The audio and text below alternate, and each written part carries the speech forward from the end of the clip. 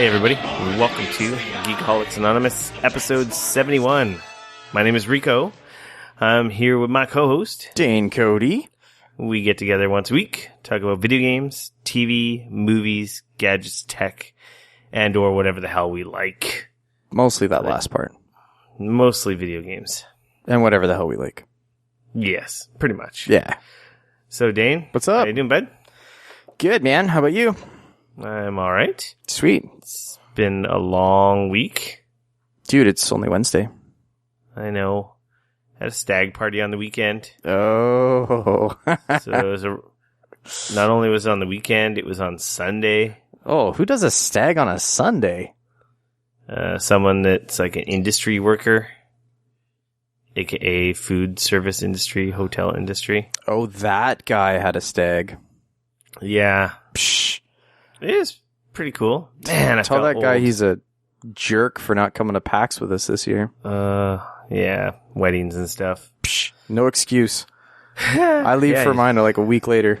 I know. You're just a balla. Yeah, right. I wish. Yeah, it was a little disappointing in that most of his friends were like complaining about money. And I guess this is an issue you have when you're a little older, which doesn't really make sense. It does and it doesn't. I'm going to go on a rant before we go into stuff here. In my opinion, the older you get, you have hopefully spent your time progressing your career or your life choice or path and successfully been rewarded for it. Right. That is the goal. That is the goal. That's the goal. You shouldn't have less money than when you were in high school or living at home. Well, wait, shouldn't you have more money than when you were living at home? Because now you... Yeah. No, like, absolutely. Because now you have to pay rent and shit? The thing is when you were not paying rent, when you were living at home, or when you were in freaking college or whatever, you didn't second guess spending money on going out with your buddies. Yeah, that's true. You didn't bitch about that, oh, I only have $5 until my next paycheck. I'm like, what? You work for the government and have a full-time job. How is that possible? What are you doing wrong? You were failing. Anyway, a bunch of his friends are bitches and didn't show up because they're just like, oh, I got no money, or really the freaking wife had their balls in their purse. Now, this is totally not game-related and a little bit of a rant, but it's just like, you only do one stag party for one of your good friends. It's true. And like, what's $50 or $100 or $200 even? Yeah. That's what credit cards are for. If you don't have it, make it happen. Pay it back. Yeah, that's true. true. Not like, and it wasn't for a lack of notice. They had like months of notice. This topic might start pissing you off a little bit, But yeah, so it's kind of disappointing, considering also that I've known him shorter time than a bunch of the people. All his buddies from high school. I've only known him for maybe 6 or 7 years. Right. Yeah, I mean, to be fair, life can sometimes throw you curveballs in weird ways that you weren't anticipating either. Yeah, it's not like a trip to Vegas and you need like $15 or $100 or $2,000. No, that's true. It's one night locally, and you can control your costs. Yeah. If you don't have a lot of money, just have a couple. Be smart about Don't it. go crazy, and anyway. Yeah. It was cool though. We went. It was, man, I feel old. Like I was saying, we went to. We went out we were at the patio, chilling, having beers, buying pictures and stuff, and responsibly took a cab to the ballet. The ballet. The ballet? Yeah, code word, strip club. Oh, sorry. The ballet. The ballet, right. Where the professional dancers are. Oh, jeez. Which is pretty hilarious. Oh, man. And then we went downtown to like the hot spot on Sunday night. Like that's even a thing. Lineup was like around the block. Who the hell is going out on a Sunday night for crying out loud? Little children are. I went in there. We went in there, and it was really funny because the lineup was humongous. And my buddy manages a restaurant. So he just, went up to the bouncer, like, blah, blah, blah, blah, blah, said a couple things. As far as I know, he didn't grease his palm. I didn't see no funky handshakes go on. Right. And we walked in. Right. And I swear to God, everyone in that lineup was like, what? How did Grandpa just get past all of us cool, trendy, hipster douchebag kids?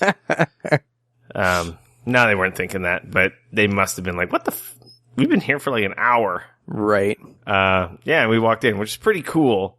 That is pretty sweet. When I walked in front of the lineup, we got a new guy we hired at my work. Yeah. He still bounces at one of the popular clubs in town. Oh, okay. And like, he's huge.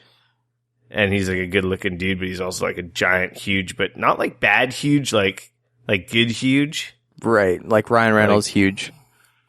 Yeah, maybe a little more buff than that. But, he could probably tear your head off your shoulders. Right. So he's like right at the front, like happening to be leaving while we're walking in, and I'm seeing him, and he's like a cool looking dude in front of all these young kids, and it's like, hey man, and he's like, hey man, what's going on, Rico? And I'm just like, felt really reminded me back in the day when we used to go out all the time. Because man, let's face this, I got a kid, I'm married. Right. When do we go to a fucking club? Doesn't happen. Shit's loud and obnoxious now. Yeah, we knew people there, and then we went in, and holy crap. This is like born 10 years too late. These girls are insane.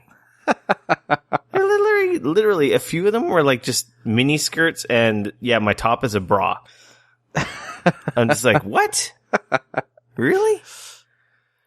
These are things that are happening nowadays. Yeah, it was quite the eye-opener, and like I said, I felt pretty old, but we had a good time regardless. We made friends. It was hilarious. Right on. A little disappointed that everyone came out. Sorry for that tangent, folks. That's all good, man. Not really game-related. So then I had a rough start to my week because, hangovers don't go away as quickly when you're older. And I drank a lot of water. Like I was drink water to negate the damage the next day. Yep. And I didn't want to call in sick to work, so it's just like, zombie. Because then you feel like that asshole that went out drinking on a Sunday night and couldn't go to work the next day. It wouldn't have been a big deal, but I've been sick for a few months, and right. Don't really want to waste it. I wasn't that bad. I was really tired, but I wasn't like super bad. Fair enough. I managed to luckily have an easy day, but whatever. So that's what I did this weekend. And hang out with baby lots. And I played some games. Nice. I had a pretty chill weekend, actually. Hung out by the pool, caught some rays, did some swimming. Oh, yeah, you have a pool at your place, don't you? Yeah, man. I was living the life. Felt like I was at a resort all weekend. It was dope. I hate you so much. Went to the beach one day. Oh, yeah, we went to the beach, too. Yeah, no, it was sweet. One day, we hung out by the pool most of the day, and then we, went and grabbed fish and chips on the beach, played some Pokemon Go down there. Yeah, I took over the gym at my beach. Nice. I almost have enough coins earned to purchase a backpack or bag expansion. Oh, nice. Like at 170. Whew, you see you're getting close.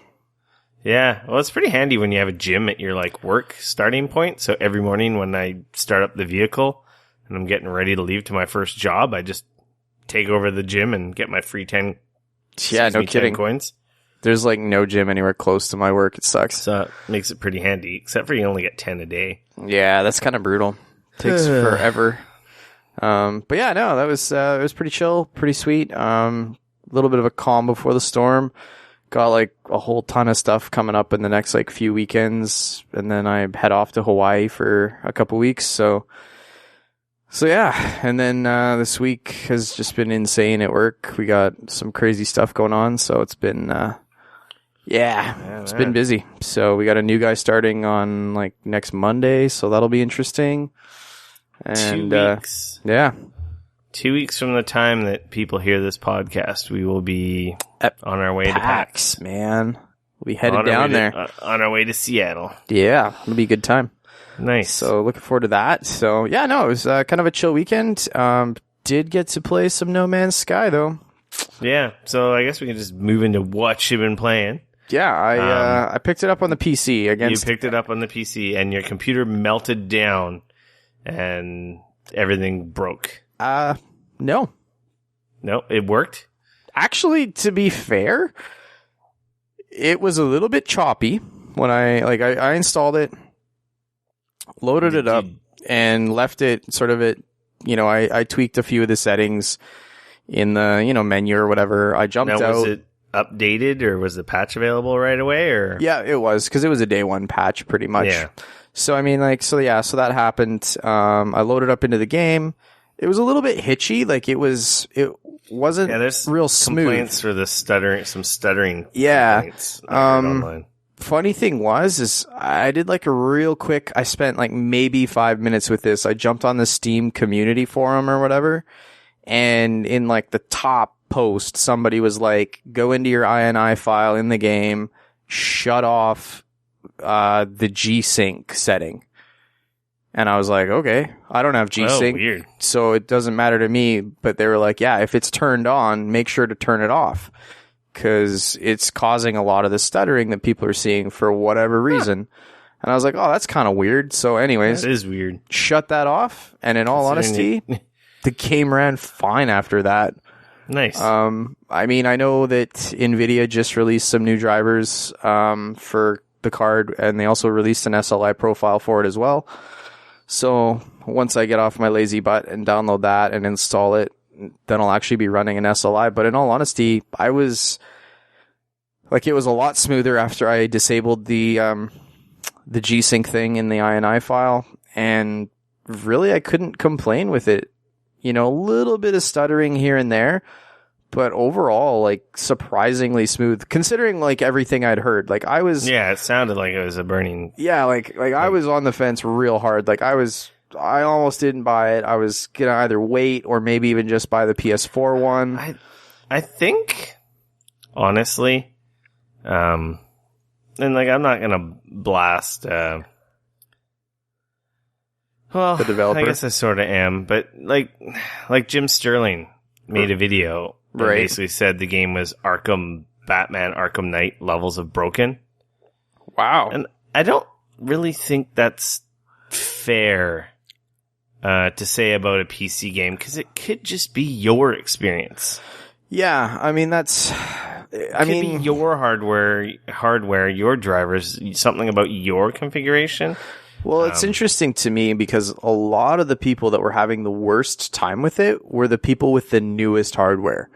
I actually think that this is one of those times where the fact that I've running older hardware, because I'm running two 670s and SLI, I think the fact that I'm running older hardware actually helps me in this situation, because they're an indie developer. They probably didn't get the 1080 like a year before everybody else did, like, you know, some of the big AAA developers do and things like that. So they were working on some older tech. So they're probably rocking like 970s, maybe a 980 or two or whatever, you know. And so for me, at least, like, I'm a generation or two even behind those. So my drivers are very, very mature. Like, they're pretty much done.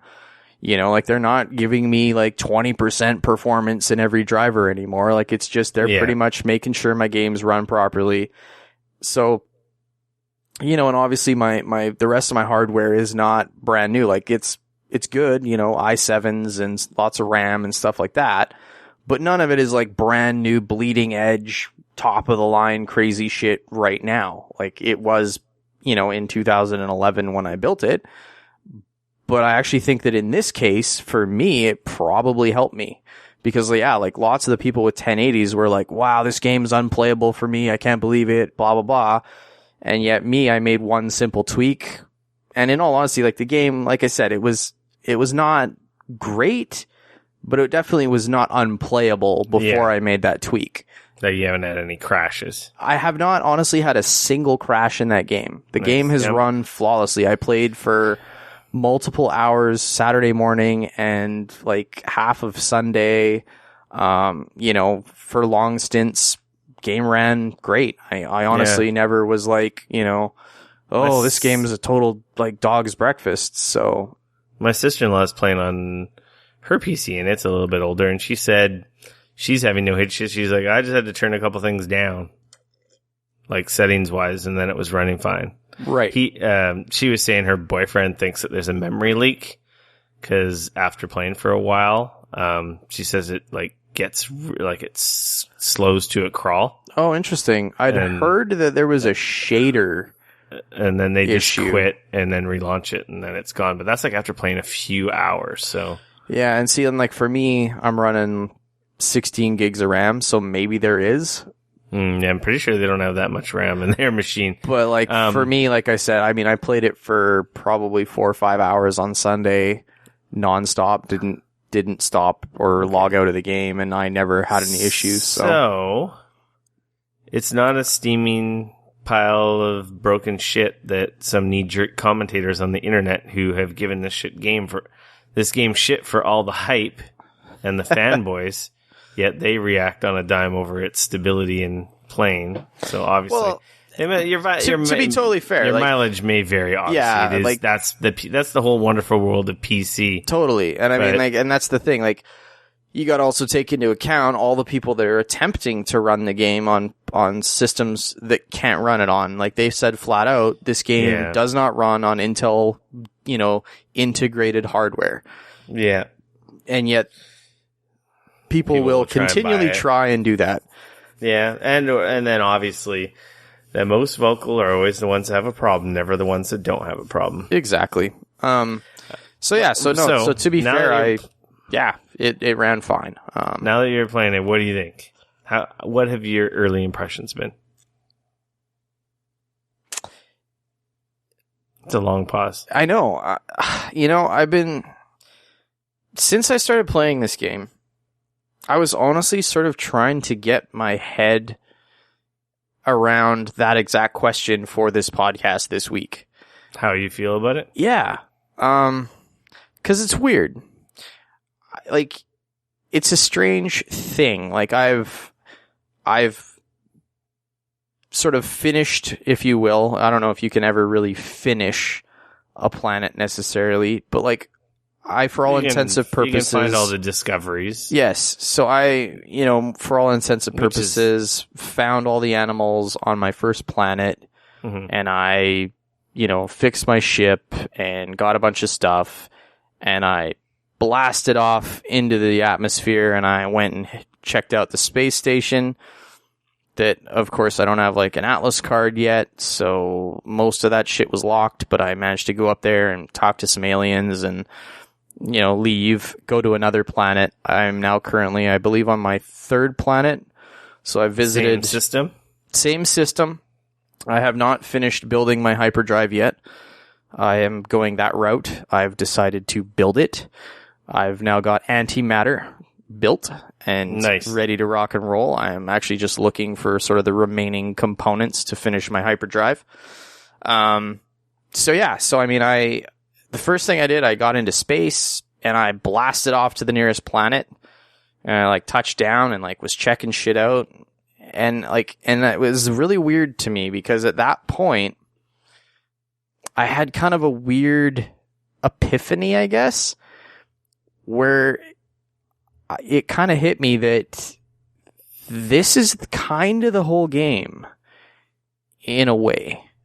I'm not saying that I'm not enjoying it, but in a way, you jump on the planet, you find, either a beacon or a settlement or something. Then you get a little marker and you jump in your ship and you fly over to the other marker. You touch down and you go check out what's around the marker. You do a scan. You check out some stuff. Maybe you harvest some things that you're needing. And the cycle sort of repeats itself. You scan a bunch of stuff. And I don't know, that's not a bad thing necessarily, but I'm just thinking, I don't know, how long this is. This is by far and away the biggest game I've ever played in my life, but I don't think that it's gonna be the game that I end up playing nearly as long as even The Witcher 3. Mm-hmm. I don't know how to explain it. I'll probably never get to the center of the universe in this game. I don't know. But again, to be fair, the game is so big that there may be more to it. I mean, obviously, I've pissed off a few sentries and I've killed some of them and, got some resources or whatever. And, and I've obviously, there's a little bit of a sort of a story element to the game, I guess, if you will. Mm-hmm. it's not heavy-handed, but it's sort of there. It's a light guiding path that they kind of developed to exactly. get you on your way. So that you're not totally, completely screwed, just wondering where the hell to go. But like I said, I'm on my third planet now. This is kind of the planet that's got, I don't know, something on it. There's like a beacon, like sort of a story beacon, if you will, that I'm trying to get to. But like the second planet I went to, there was just essentially no real reason for me to go there, other than it was the one that was closest as soon as I exited the atmosphere. Yeah. So I just was like, oh, that's cool. I'll go over there. So I flew over there and checked it out. And I spent, I don't know, a little bit of time on it, but then I kind of realized like, there's not really anything that I need here. There's no real reason for me to be here other than to explore. And it looked different. Your hyperdrive, right? Not yet. No. Yeah. That's what I'm working on. Okay. So I aced that first planet, like we were talking about. That's all I really did last week. Got used to the systems and built the hyperdrive. I've gone to a few space stations. Yeah, I've jumped like 3-4 systems now. I've had some other story things pop up. Okay, cool. Though small as they aren't like amazing. Like, oh my god! But it's just more the stuff that gives you direction to keep moving towards the center of the galaxy. Right. I kind of felt like I hit a little wall there. I'm like, oh, I'm doing the same thing. I'm just mining, finding a settlement, and this and that. Yeah. And it felt like I might have been burning out. I want to say probably played between 10 and 15 hours now. There's no game clock, so I don't know, but I know I've played like couple hour stints, like almost every night. Let's see here. Because I'm playing it on Steam, I can see how many hours I've played. So I've played 7 hours so far. Yeah. Okay. Well, I think I've played maybe a lot more than I think I have. I still want to keep playing it. I just enjoy just screwing around. It is really just mindless exploration. Yep. Except for you kind of choose your focus. It's like, are you working on expanding your backpack, which helps you make more money so that you can buy the better ship? Are you working on getting attachments for your upgrades for your gun or for your ship or even for your suit?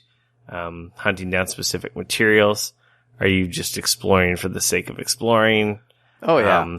And right now I just set little goals for myself. So I was like, okay, I need to get a new ship. So I found a planet in one of the systems I went to, and it was literally littered with gold.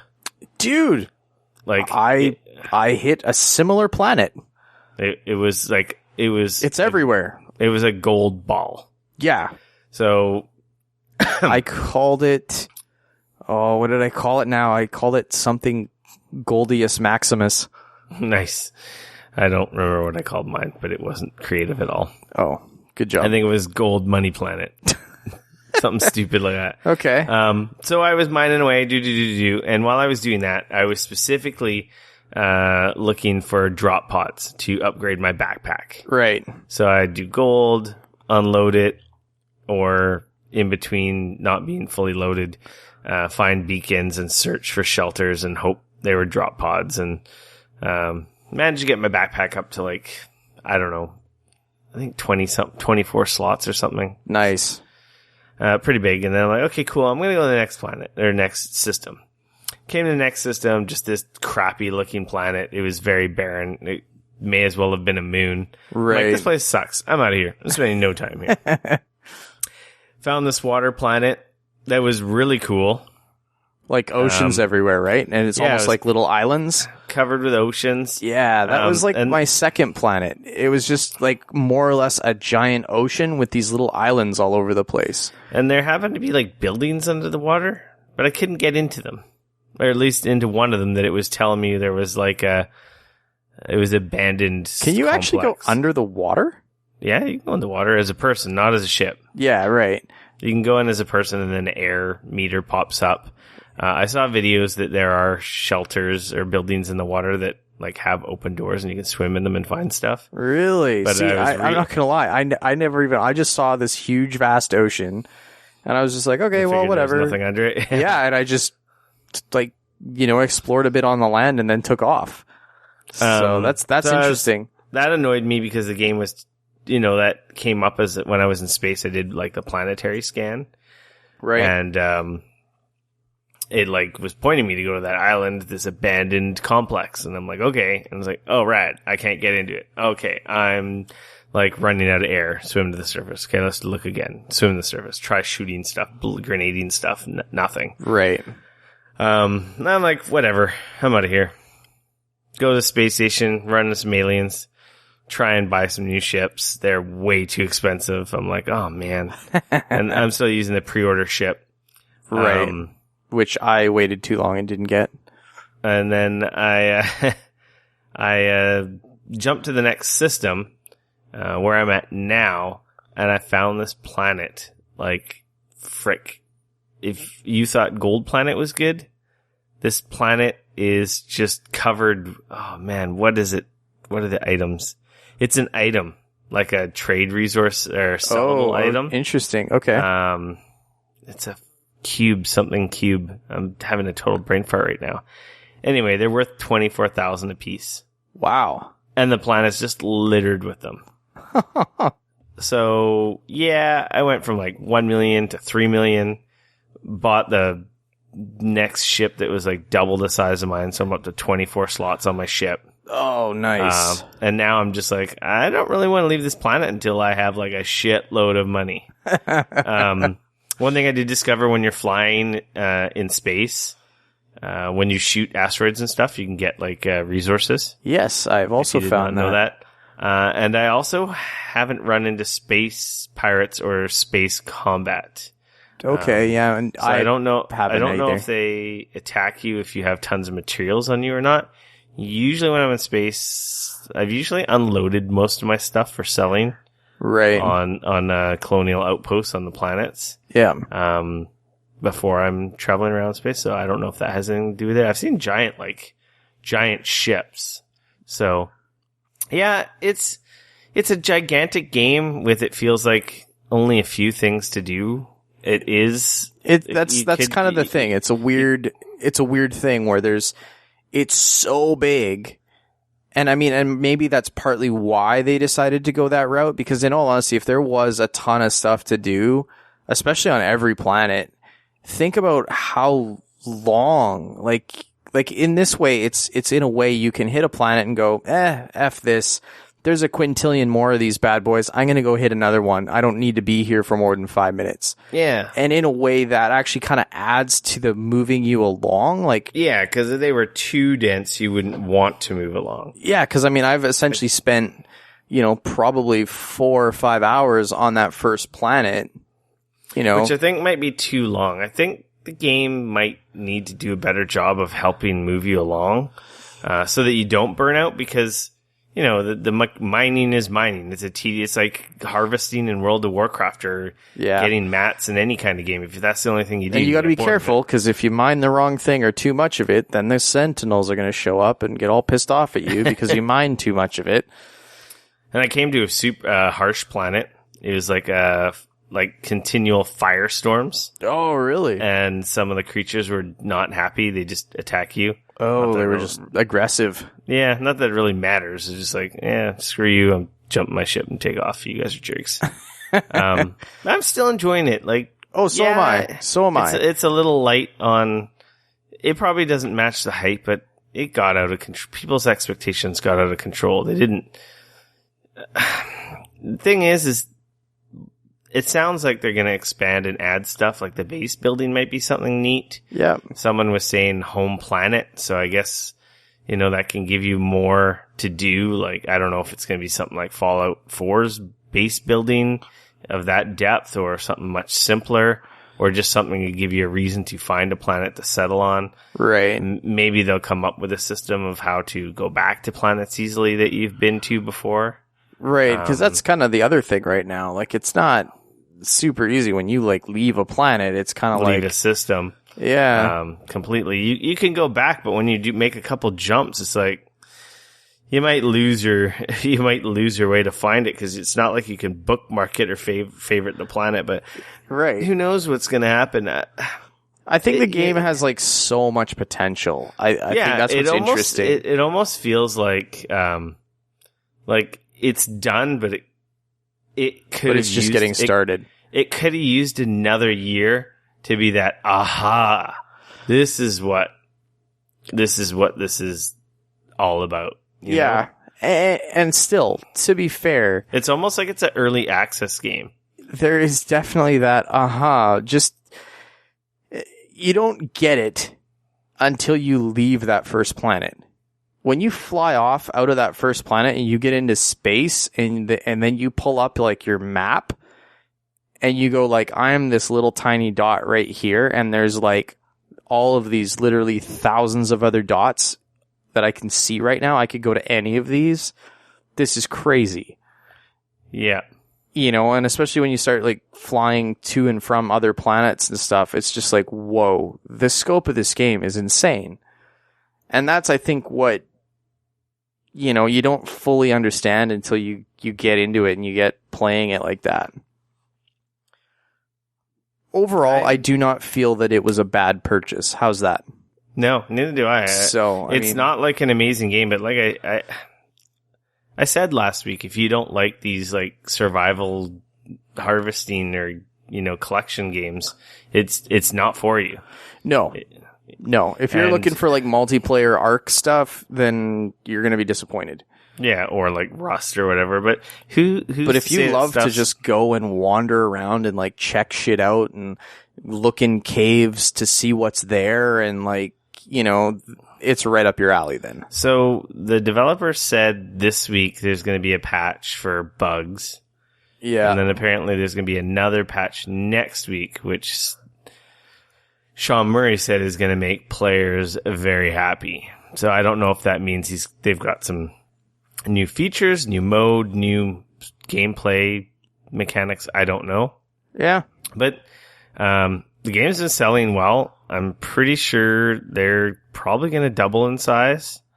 And I bet you this game 6 months to a year from now is going to be very different than today. And if you were on the fence about it, you know, if it wasn't immediately screaming to you, maybe wait for it on sale or maybe wait for 6 months from now and all the patches and new stuff they add in, because that'll be most likely you'll just have a completely different experience if you're not dying for it, if you don't have to have it today. Yeah. But I enjoy it. I think it's fun. Like the planet I'm on now is just littered with these items. It's like, I'm just like banking all this cash and I'm going through and they're all in tunnels. So I have to go through caves and find these little cave systems underneath the planet. And I'm just exploring along, humming along, collecting all this stuff, basically feel like a dwarf. You know, hi ho. Nice. And making huge bank. And I don't know how much, I'm going to have to draw a line as to where I'm going to quit. I might have to do a search and see what some of the more expensive ships, cost.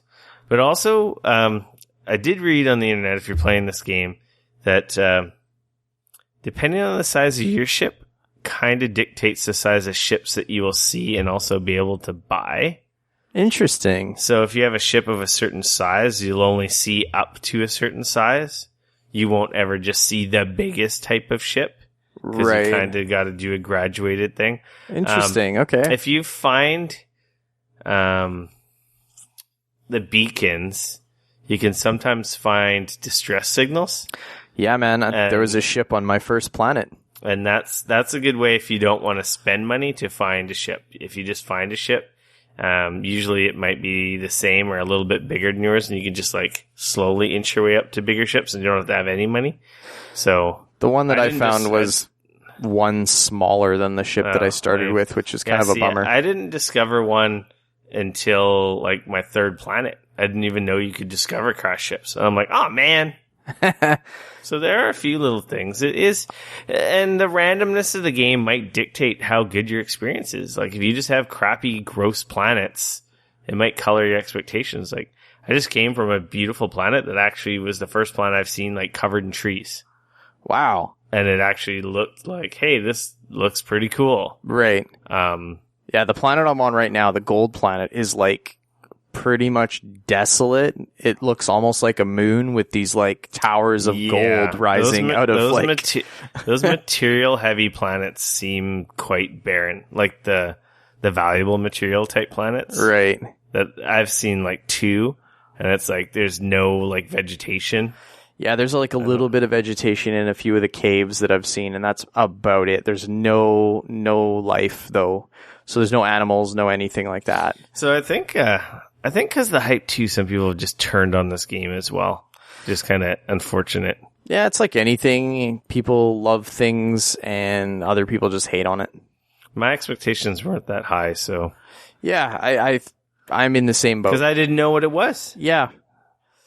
And I think that's the thing is I think that nobody knew what it was, but too many people tried to shoehorn what their idea of what they wanted it to be was. Yeah. And then when they watched videos or they saw what it actually was, they were angry because it wasn't what they wanted it to be or what they thought it should be or what they wanted it to play as. And you know what I mean? Yeah. So I don't know. I like the exploration. Like you said, there's this weird pull to constantly come back and play more of it. That's not gone away for me. I will continue to play it. I really, like you said, I want to jump into more systems. And there is so much to see. And like you said, if you land on a planet that kind of sucks, you just leave. Like there's so many more of them that you don't need to waste time. It's not like, there's only 6 planets, like Destiny or whatever, where you gotta like try and spend as much time on all of them as you can because that's the whole game. In this, it's like, no, those planets are all huge. They're all massive. You could spend literally hours exploring every single one of them if you wanted. But some of them, they're hostile, man. Like, even my first planet was pretty, was a little bit challenging right off the bat because it was a toxic environment and I didn't have the proper like filtration. Yeah, I had a planet that was toxic and it was just really annoying to just be on to get out of the ship. I'm like, ugh, this is so annoying. Yeah. And then my second planet was super cold, but I had managed to find a module on my home planet that I was able to install and it more or less negated the fact that it was cold. So all I had to do was make sure that my life support systems had power, but I didn't have to worry about like the actual like cold, hazard part of it. I've seen one for toxic and I've seen one for radiation. I have a radiation one. I have a cold one. I haven't found a toxic one yet. And I've also found a heat one as well. Oh man, those would probably make a huge difference if you install those. Cause then you install those and it makes running around on the planet a hell of a lot better. If you're on a harsh planet, yeah. Yeah, if you're on a harsh planet. I've been on a couple where there's like no side effects and I'm like, this is nice. Yeah. You just have to worry about, making sure your life support systems are powered up and that's that. This money planet that I'm on right now has like firestorms every once in a while, which dwindle your shields a little bit so you don't want to get too far away from your ship. But yeah, no, it's No Man's Sky. It's not for everyone, but it's not a bad game by any means. It just depends how you are with these open world type games. And to be fair, I still feel like picking it up on the PC for me was the better choice. I'm liking playing it with a mouse and keyboard a lot. That was a smart choice for me. Yeah. So I stand by that. I'm really glad I'm playing it. It's first person and yeah. I've been remote playing on the Vita a lot lately. Like I've said recently, my 3DS has been dusted off. Yep. With the baby and stuff. I'm playing consoles in the other room when I already have, like I record the podcast, I play soccer, I have a boys games night. Like I have quite a few nights that are, pretty selfishly my nights. Right. So to be in the games room and ignoring the wife and the baby on, some of those other days of the week is not exactly cool. Kind of a dick move. But at least with the Vita and remote play, like I was playing this remote play, just gathering stuff, which was great. We were watching TV and I was like, brainlessly just mining mats with my Vita. And, it works great. That's the only thing that recently for some of the stuff that isn't just PC exclusive. Like, I love playing stuff on my PC, don't get me wrong. But right now, with the way my gaming works, it's not always ideal, because I need basically everyone to be asleep or out of the house for me to use my PC right now. See, and technically, if you know, and I mean, it's a little different, but you could totally, like, you know, stream that to your laptop or whatever while you're sitting on the TV. It's not a lot of room in the living room, and laptop and cords and controller plugged in is kind of... I understand. It's totally doable. Yeah, no, I said, for me, the way that I play and the you know, the type of player that I am, totally worth it to get it on PC and brave some of the, you know, possibility of it being real bad. So I'm glad it worked for you and wasn't like a disaster. Me too. People really made it out to sound like it was pretty bad. Excuse me. So that's it for No Man's Sky. We might have more to talk about next week. Who knows what the patch will be like. I didn't play any barely any Pokemon Go. I randomly would launch it. Like, I haven't been playing very much, keeping tabs on it. Right. I have been, obviously, I mentioned last week I was playing Alpha Sapphire again on the 3DS. I'm almost at my 4th gym badge. I was like really trucking along, and then it's, I guess the meat of the story's happening now. And it was like town, gym, town, gym, town, gym. And then it's like, oh, a bunch of other side shit. And this is what the story's really all about. Right. So I've traveled probably as much as I have in the first 3 towns. And I'm still not at the 4th gym. And I've probably traveled that as much around the world as I had up to this point. Got my little squad of guys. I'm getting all ready because the next gym is like a fire gym. So I got my squad of like water dudes. It's pretty cool. Nice. What do I got? I got a tentacle, tentacruel. No, not yet. He hasn't evolved yet. A tentacool. He hasn't evolved yet. Right. A wingull, which is the flying seagull, flying water type. Okay. Yeah. Looking at it right now. I call him sea chicken. Yeah, he's kind of funny. He looks like a big pelican in his evolved form. Nice. Yeah, it's a Pelipper is his evolved form. So he is a pelican. Yeah. Marsh Tomp, which is, I believe he's one of the starters from one of the other games. I don't know how I got him. I think I got him through a trade. Oh, could be. He's a water ground type. My Tentacool, which I called Tentacoolio. Very classy. And I'm running my Combuskin, the little fire chicken. Right. He's in his 2nd form. He's obviously not going to do shit in the fire gym, but he's my starter from this game, so I like him. I'm leveling up a Geodude. Nice. I just caught a Geodude in Pokemon Go today. And then, of course, I'm playing with the Pikachu that was given to me in the game by one of the characters. And he's got a little freaking cool... He's got a cool little freaking, like, rock and roll heavy metal outfit on. I didn't know you could put outfits on your Pikachu, but apparently in this version you can. So he's got, like, jeans on and, like, a chain wallet and a belt and a big jacket with, like, a furry collar. What the hell? He looks freaking amazing. So I have to use him. Yeah, it's freaking hilarious. He even, like, talks differently and has sound effects when he, like, jumps into music. Oh, boy. Apparently you can play dress up with Pikachu in this version, so that's one of the other new features. Apparently. I got my bike, got my fishing rod. Just been slaying it. Catching Pokemons in the real Pokemon game. So you're getting ready for the new one, is what you're saying? Oh, yeah, I'm getting super ready. I'm basically just playing it to build up a collection of guys to transfer over to the new game when it comes out. Fair enough. I have like 300 on the last one before this one. And up to 70 or something on this one. Man, I actually feel kind of bad. Like, I picked up X or Y, one of the two. I don't remember which one it was. Y is the one I have. That's the one with the big black and red bird on it. I don't know. I'd have to find like my copy somewhere. But and I beat like the first 2 gyms or something like that, and then I just kind of I don't know. I don't remember if like I didn't really know where to go in the game, or if I just sometimes you can get lost. You have to have.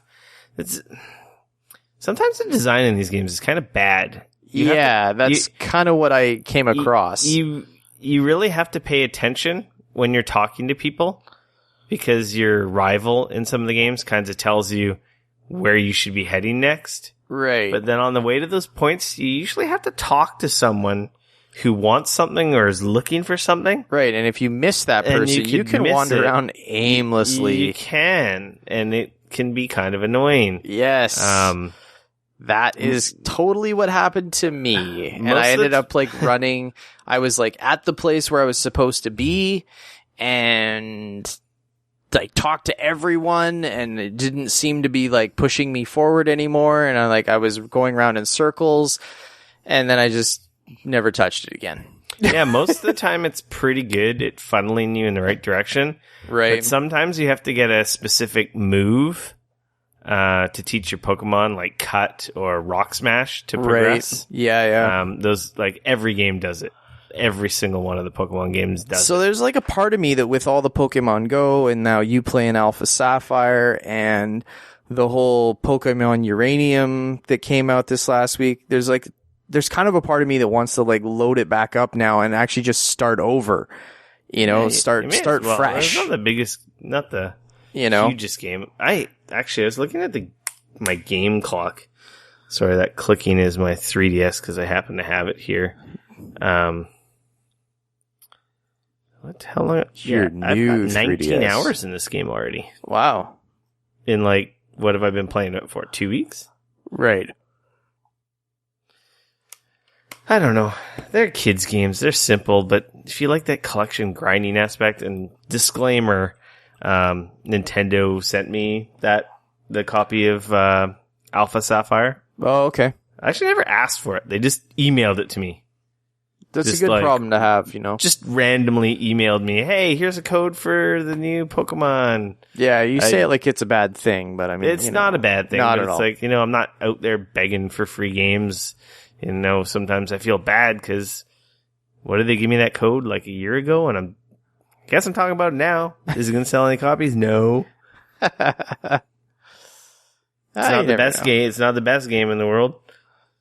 Yeah. But, you're playing you're enjoying all the Pokemons are very similar. So if you've played one before, you know what you're in for. You either like the mechanics or the system, or you don't. Yeah, that's fair. They are very RPG light.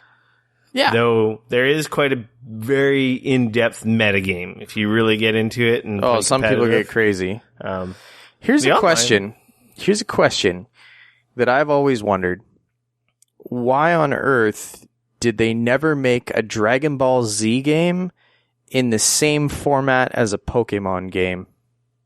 I don't know. Where you're like, you pick one of the starting characters, maybe you're like Goku or Gohan or whatever. I never watched Dragon Ball Z. And you go along and you have battles, you fight, it would have been amazing. It would have been so cool. I feel like it's such a missed opportunity. Yeah, it's kind of funny that no one's really aped the Pokemon. Like, I guess Yu-Gi-Oh! And some of those kinds of games did. I don't know. I never played the video games of those, but... I know, right? Maybe Nintendo will just see your pants off. Well, I'm not even talking, like, obviously, like, you'd be changing enough that they wouldn't be able to. No. Because, like, let's be honest. Shooters are shooters, and they're not... Yeah. The first shooter, it isn't going around suing everyone. No, and I mean, in all honesty, like, what, besides Concepts the Pokemon itself, like, it's not an outrageous new idea, like...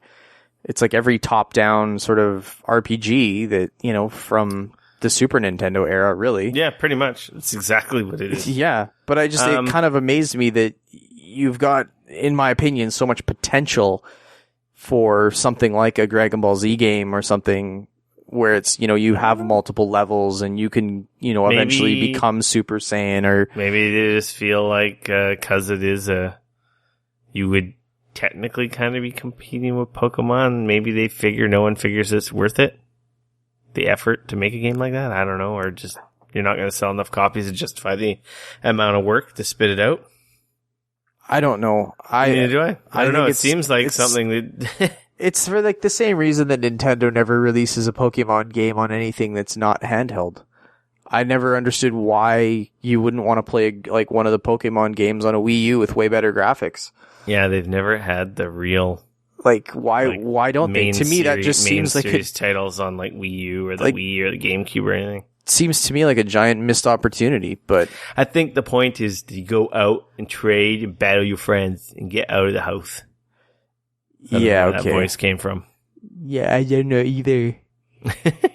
I think that's basically what it is. They don't want a single solitary. It's social, like Pokemon Go. Nintendo has been on the social gaming thing way before everyone else, and just no one caught on. Yeah, I'm not really sold. I don't know why, to be honest with you. And I've asked Nintendo why, and they don't really know why either. No, I couldn't tell you. So, well, the next one will be on the main system and will be probably a big departure from these old Pokemons. The next one, we'll see. Will be very interesting to see. I wonder if it's 5 really years weird from because now when we see it. Because Sun and Moon is coming out in November. Yep, and that's the next generation, new Pokemon, new systems, the newest version of the game. That is almost like the God of War 2 thing with the PS2, PS3 launch. It's right before their next console comes out. I wonder if the NX will be able to play 3DS games. I don't know. I guess that's something we'll find out. They said no backwards compatibility, but... yeah, I don't know. Who knows? That'd be awesome if it is, but... a new Pokemon on that system would be pretty rad, too. Yeah, I don't know. Speaking of mobile games... What? Our friend Stone Chin from Ubisoft. He was talking about Transformers Earth Wars, which is... I saw that on his Twitter, and that made me want to download it. Me too. So I did. And then I was talking to him, and I joined up with his alliance, and we've been like wrecking shop, fighting wars against other Decepticon assholes, because, we're Autobots and we're awesome. It's kind of for lack of a better term, it's a little bit like, the Clash of Clans sort of mobile formula. You build a base, you collect energon, you get alloy, you build structures, you try to defend your base. Meanwhile, you're obviously going out and like attacking other guys' bases and trying to gain more. Clash of Clans, thankfully. Yeah. I don't know. Like it's fun. They do like these wars where your whole alliance needs to kind of like band together and attack various things and stuff to try and, win. And then if you guys hit certain milestones, then you all get like bonuses. So your whole alliance gets like, various bonuses. Oh, you get an extra 10,000 energon, or you get, whatever. It's fun. I mean, it's totally a mobile game. A lot of the times, you can totally spend money on a bunch of shit if you want, but there's a ton of Transformers in the game. I've got, Jetfire and Ironhide running around my base. Oh man, I've got like... Is your base like, your base is your base, right? Yep. So you keep upgrading and expanding this base that you start with? Yes, absolutely. You gotta like clear out some of the junk to make room for some of the other stuff that you're gonna build. And you gotta build defenses. Essentially, you gotta keep your like main base area, your barracks or whatever they call it. You gotta keep that alive. So somebody attacks your base. If you kill them before they kill that, then you technically win. But if they destroy that, then everything in your base gets leveled. So, let's see here. That doesn't sound like fun. I have got Optimus Prime, Jump Stream. Can you be attacked just when you're not playing the game? Oh, yeah. Your base can get leveled while you're away? Yep. You can also, here's the thing, is if you do get attacked, then if you lose, you get a shield for so many hours, so nobody else can attack you for so many hours afterwards. I guess this doesn't happen until a certain point or certain level. Yeah. Right? Yeah, exactly. It's not till like level 4 or 5 that you actually start getting like attacked or whatever. It's your level base. So your headquarters hits level 4 before you can start attacking and you can start getting attacked. So, I mean, knock on wood, I have not yet been attacked personally. But I mean, I've done lots of attacking, so, but I've got a ton of Transformers. I've got Optimus Prime, Jumpstream, Prowl, Bumblebee, Alpha Bravo, Mirage, Ironhide, Silverbolt, Jazz, Jetfire, Stormclash, Pyromagna, Air Raid, Sunstreaker. So, I mean, there's a ton of Autobots in the game. There's actually 98 Autobots that you can actually collect. And I mean, they're everything. There's multiple versions of some of them. So, of course, they do the classic 3-star, 4-star, 2-star, 1-star thing. So you could, in theory, have like a 1-star Silverbolt and a 2-star Silverbolt and, you know, a 3-star and a 4-star kind of a thing. But if you get multiples of something, then it'll automatically say, you know, you've already got this Autobot, and you know, so you don't have to have like tons of different or stick them in the wrecker and just crush them. That's actually kind of what happens. You just get you get a whole bunch of like materials from them. It'll be like, you already have this Autobot. Here's a bunch of materials.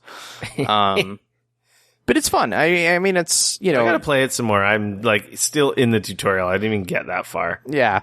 I mean, it's like I said, it's a classic mobile game. You know, you start building things and it's got a timer and you come back 8 hours later, you know, and of course it starts off like 5 minutes, 15 minutes, 2 hours, 3 hours, you know, but some of the things that you start, you know, upgrading can get pretty, it's going to take 2 days now, you know, so.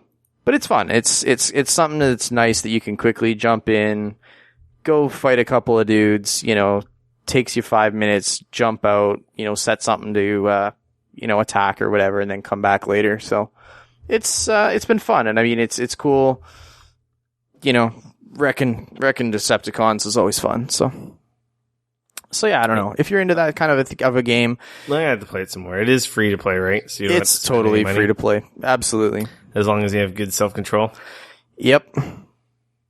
And I mean, you do win some of the in-game currency as you like level up and stuff like that for various things. You know, they have an in-game currency and you can win some of it for free, or you can obviously pay real money and buy more of it if you want. So yeah. I mean, like I said, is it gonna, you know, take the world by storm? No, but it's fun and it's cool to see a bunch of Autobots and stuff running around, and it's definitely cool. Yeah. Like seems pretty cool from what I've played. That's good. I mean, the battle's fairly simple. It's one of the, you know, it's you drop off your guys and they kind of have a mind of their own once you've let them go, but you can kind of help direct them by using their like powers. So each battle you start with so much sort of power, and each move that you decide to use consumes a certain amount of power. So, you know, so obviously you can't just spam like, you know, some of your Autobots like awesome powers, but at the same time, if you level certain buildings of your enemies, then you get power from that, which you can then use to, you know, attack with other abilities as well. So yeah, no, it's fun. I mean, it's like I said, it's simple, but it's fun. I mean, I've seen lots of people on Twitter playing it or enjoying it. Yeah. So, you know, there you go. That's kind of what I've been playing. No Man's Sky and some Transformers Earth Wars. Cool. I will have to play it some more and get into it. You know, the best game neat. is the one that you've got on you. Yeah, exactly. It's like the best camera you have is the one you have on you. Yeah, exactly. And the best game you have is the one you have on you. Oh man, it makes me kind of excited for the Fire Emblem and Animal Crossing mobile games to see what those are going to end up being like. I guess that's about it for what you've been playing. We can get into the news. So Gamescom, I think, has just started. I don't know if today was day 1 or day 2 or what. there has been some announcements. This was like the prelim day. This was the last of the media days. The sort of official thing kicks off tomorrow. Yeah, the public or just open in general. Yeah. So some of our stories are from Gamescom. Not many. I think there's only really like one or two here. Yeah, to be fair, I've been surprised. This year, Gamescom's been kind of quiet. Nobody's really announcing anything big. It's been kind of quiet. Last year, Microsoft with Xbox One had a press conference. The other majors big guys did nothing. Microsoft didn't do one this year, so that might be a big factor. It is so close to E3. I swear there used to be more separation. And then now it's like 2 weeks before PAX, which I don't know if that takes the wind out of the sails of PAX this year. Hopefully not, but... well, I mean, it's always pretty close to PAX, though. Yeah. I felt like there's more separation, but... No, it's always pretty close, man. So, Titanfall 2 has had a bunch of new stuff come out. There's a couple stories. They had released a trailer with a first look of their campaign. They had an event at Respawn, so some lucky buggers got to go to Respawn and see this firsthand. They had a big multiplayer event, and then they also had some single player, not hands-on, but they got to see single player. Right. The multiplayer was like hands-on. A lot of like streamers and media got to go down there and play it. And there's actually, I think, a bunch of trailers for multiplayer hit today online, like gameplay videos and so forth. Anyway, this trailer is the single player trailer and some info about the single player campaign. It looks awesome. Like, wow. What I really like about the single player is that, unlike a lot of single player games that have a crazy multiplayer component, they're keeping all of the crazy like wall running, parkour shit from the multiplayer in the single player. And I think that's really cool. I mean, it's probably making it super difficult to build the single player. But I think it's really neat, the fact that you have that kind of freedom in the single player as well as the multiplayer. Because that always kind of throws me a little bit when you've got such like a cool traversal in the games. Multiplayer, and then you go play the single player and it's like, oh, well, you only finally get that stuff at the very, very end for like the last half an hour of the game because you've managed to find that Uber jump pack thingy or whatever, you know what I mean? Whereas in this, it's like, that's a huge part of the game, is the fact that, you know, that's how you get to traverse, and that's how, you know, calling your Titan in and like all of that. Those are integral parts of the single player. I think that's cool. I'm pretty sure everyone knows what Titanfall is. For those of you who might not know, Respawn Entertainment is the phoenix that arose of the ashes after the founders of Infinity Ward were so promptly let go of by Activision a few years ago during the Call of Duty heyday. I think Modern Warfare 2 timeframe is when that happened. Maybe before that? 3, I believe. Yeah. So Vince Zampella and what's the other guy's name? I want to say Jason something. Can't remember his last name. Basically, Activision tried screwing them out of like their bonus, like for performance on Call of Duty series. It was like the biggest, probably still is one of the biggest titles. And there's a bunch of, you know, company BS that happened, and they were canned. So Respawn is a new company they formed, and they're after like a hiatus of just being off the radar. They unveiled Titanfall, which was an Xbox One, close to PC launch, exclusive, and it wasn't quite launch, but came out shortly after, and PC exclusive. Yeah, it came out in March, the following March after the Xbox One was released in like September or whatever. First person shooter, semi sci-fi. Totally still, sci-fi. Still like Totally sci-fi. I mean, it's off in the distant future. It's not Star Wars lasers pew pew. It's like guns still shoot lead. There are rail guns and laser type weapons and so forth. And the big thing, besides just being a first person shooter, had really cool traversal, like double jumps, wall jumping.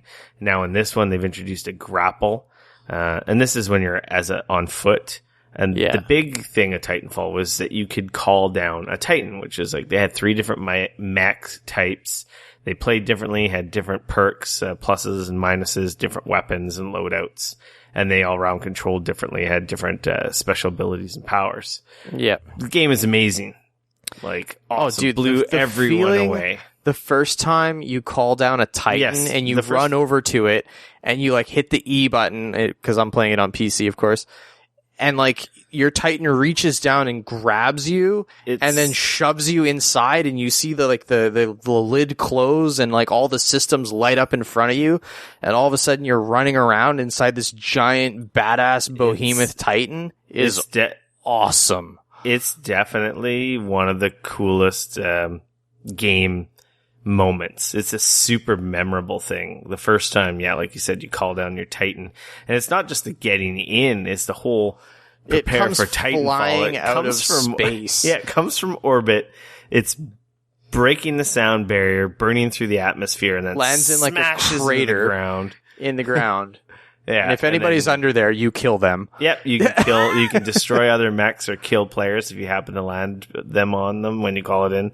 Oh yeah, so cool. Not only that, how about the first time you ever rodeoed a Titan? Yeah. So as you're on foot, you can jump on the back of a Titan, and you can essentially what they call rodeoing it, where you jump on the back. Bucking Bronco. And you can actually attack the Titan itself and do enough damage where you can like throw in a grenade and blow up the Titan. So you like shoot off one of the access panels on the back of it and like chuck in a grenade or whatever.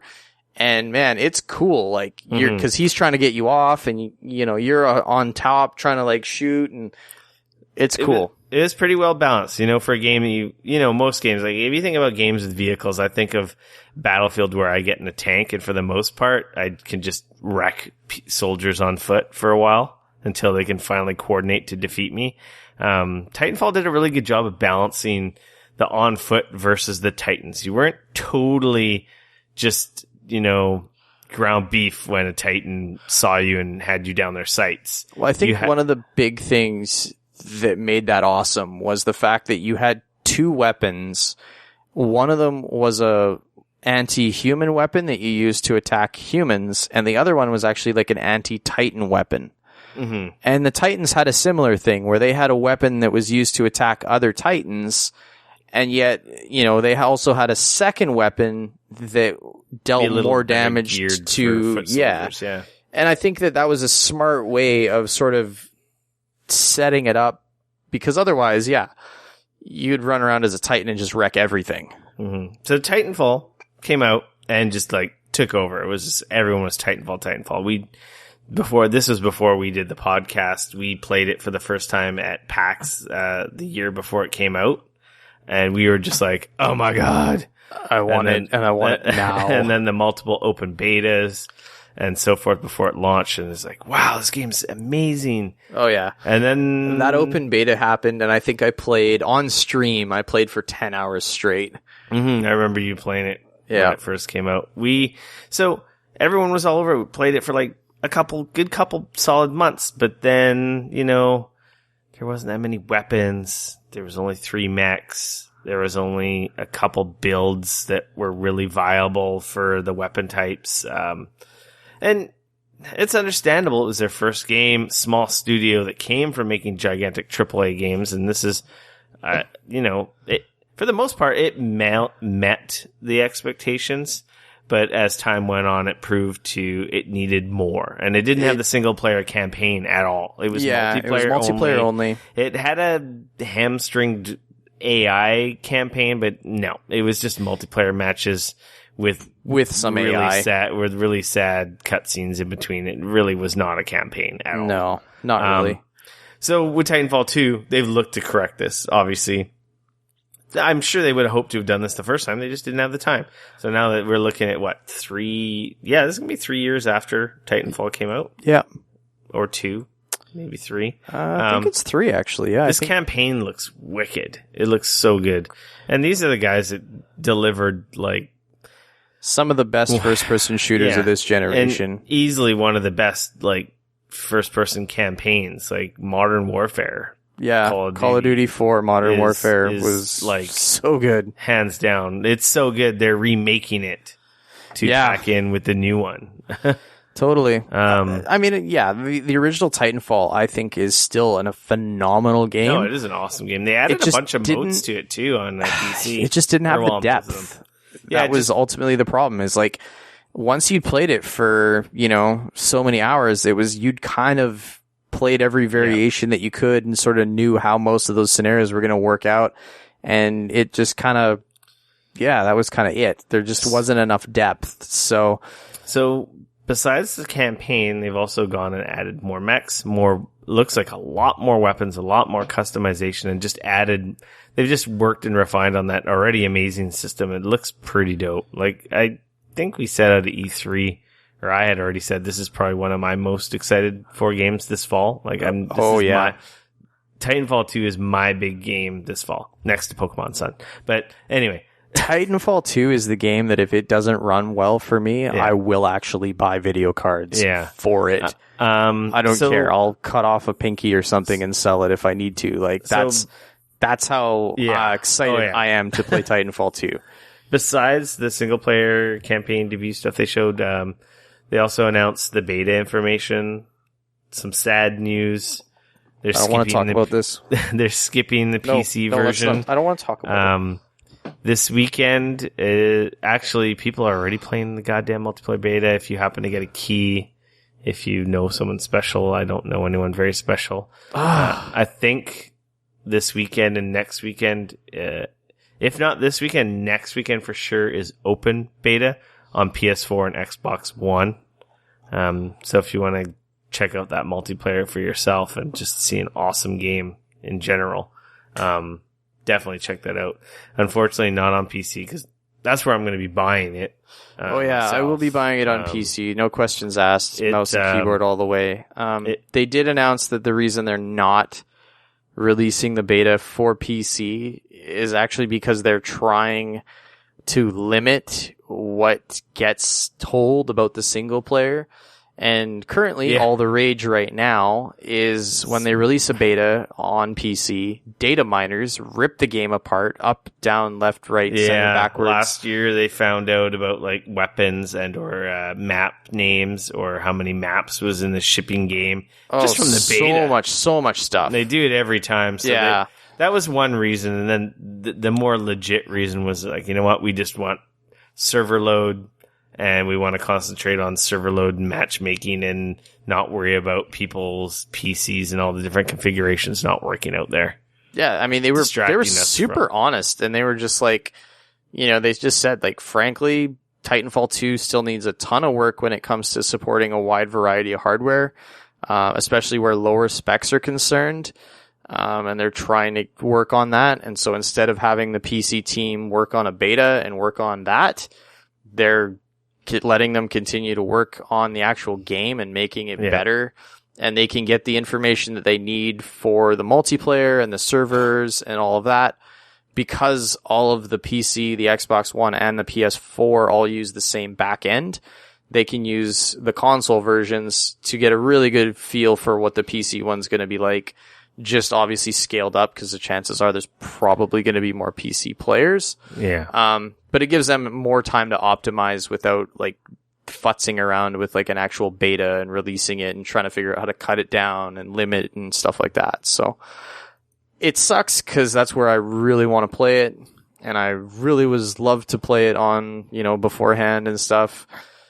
But, if this means that when it comes out for PC in October, that it's awesome and it plays well, then I'm all for it. I love Titanfall so much that I'm going to end up downloading it on my PS4 just so I can play it. Oh, yeah. Oh, there's no doubt about it. I will play it because it is going into open beta. They said, I'm trying to remember which day they announced, but one of these days they announced like it's going to be open beta. You'll be able to like download it. It's this weekend and next weekend, but I don't know if it's both are open or if only next weekend's open, because I know people are playing it right now. I hate those people. Yeah. So yeah. So I mean, I will be playing it regardless, but I will be purchasing it on PC for sure. Yeah, that's a lie. We already talked about this next story, so not much to add here. No Man's Sky apparently was rough on PC, according to all the soapboxes on the internet. Okay. Take that with a grain of salt. Your mileage may vary. I know 2 people that it's playing for just fine. Yeah, that's fair. Hey, this next story, did you manage to get a hold of this before it got pulled down? I didn't think it was going to get swatted down so quickly. I'm kicking myself, like, big time. I didn't want to play it. I knew I wasn't going to play it, so I kind of didn't get to it. So after I was looking at the screenshots and the videos, I'm really wishing I would have downloaded it. So what we're talking about is Pokemon Uranium. These guys worked on building a Pokemon game that was sort of a fan-made love to Pokemon. It was a PC-only game. They spent 9 years building it. It was like it was a fan-made game for the love of Pokemon, sort of to other fans that were, love Pokemon. And in all honesty, it looked awesome. It had like a ton of Pokemon. It was like the classic game, and it finally got released last week.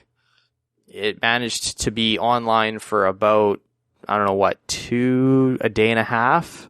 Yeah. Before they pulled it down. Apparently it got downloaded. Downloads. Yeah. 1.5 million times it was downloaded during the time that it was up. Yeah, that's when it was up on their site. Yeah, exactly. Apparently they weren't talked to, interesting.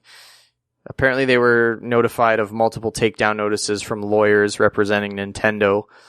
Yeah, probably know where they were at, the sites that were hosting it. Yeah, that's apparently what it was. Apparently they were personally not contacted, but they felt that it was clear what Nintendo's wishes were, and, being as this was a love song to Nintendo and to Pokemon, they decided that the respectful thing to do would be to remove the game. So they've pulled it down from their website, which is actually a huge bummer. And I really wish that I would have actually downloaded it.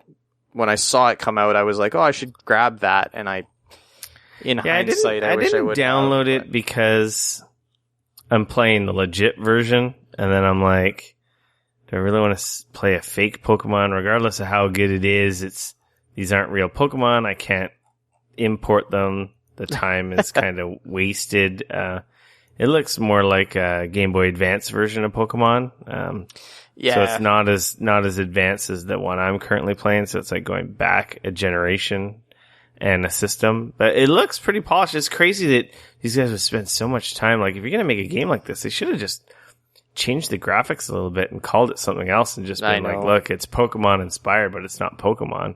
I know. I'm kind of surprised they didn't, but calling it blatantly Pokemon Uranium, yeah, that ain't gonna fly. Nintendo's got to shut you down. They don't even have a choice, really. No. Like just because they own the copyrights and the patents and stuff, they pretty much have to shut you down just out of just the fact that they have Metroid remake from last week or the week before. We talked about that, right? Yeah, the Metroid.